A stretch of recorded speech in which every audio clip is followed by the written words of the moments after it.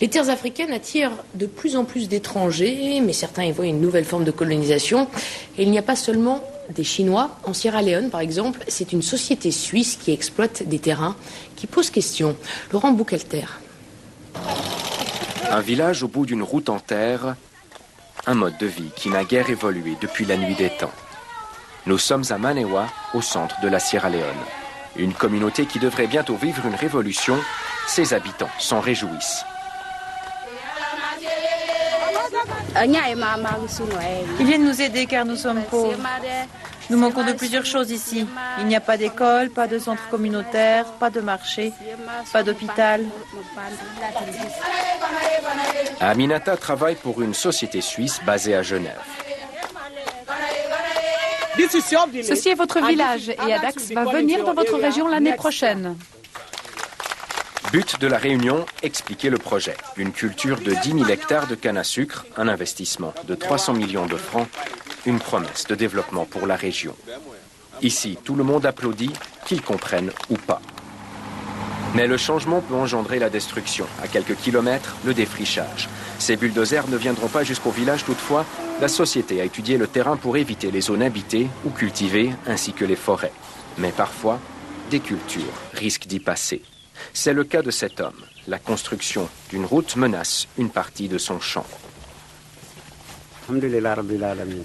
Ces palmiers, je les ai plantés pour mes enfants. Je ne suis pas contre le projet, mais je ne sais pas si l'argent qu'Adax va me donner va réellement compenser la perte de ces palmiers.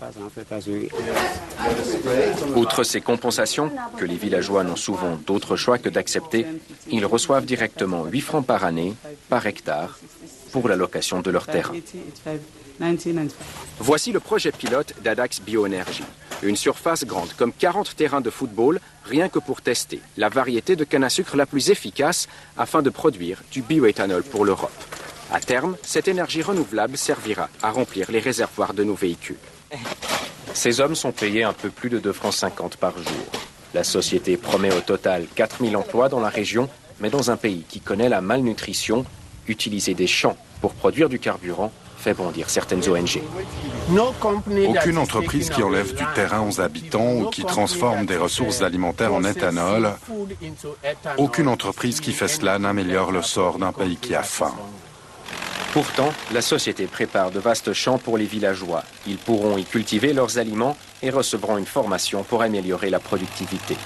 Un programme soutenu par l'ONU. Nous ne faisons pas que limiter le risque d'insécurité alimentaire. Nous voulons améliorer le sort global de la population ici. À l'avenir, nous voulons collaborer avec ces agriculteurs. Le projet aura plus de succès si les locaux y participent. Le projet est financé par les banques européennes et africaines de développement. Les résultats de ces promesses devront être suivis de près. Les terrains sont loués pour 50 ans. Le pays en profitera-t-il? Seuls ses enfants, sans doute, le sauront un jour.